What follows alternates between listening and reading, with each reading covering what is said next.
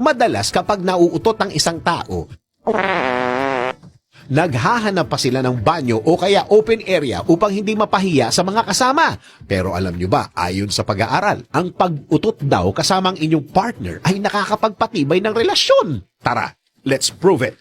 Ayon sa HelloDoctor.com, kapag ang iyong kapareha ay hindi nahihiyang umutot, kasama ka ay isang magandang senyales na komportable at panatag kayo sa isa't isa. At alam niya na kahit na maglabas pa siya ng mabahong hangin sa kanyang katawan, ay matatanggap mo pa rin siya. Ang gawaing ito ay makakatulong upang mas lalong maging tapat at eksklusibo ang inyong relasyon. Dagdag pa sa University of Exeter sa United Kingdom na ang pag-amoy sa utot ng inyong partner ay may health benefits, gaya ng matutulungan ka nito na magkaroon ng longer life sapagkat ang amoy ng utot ay may hydrogen sulfide na karaniwang natatagpuan sa amoy ng bulok na itlog. Ipinaliwanag ng mga researchers na ang pag-amoy nito ay mainam na pantaboy sa cancer, stroke at heart attack at mabisa itong panlaban sa demensya. Pero take note na huwag araw-arawin ng pag-utot at pag-amoy ng utot ng partner dahil posible itong humantong sa respiratory at neuron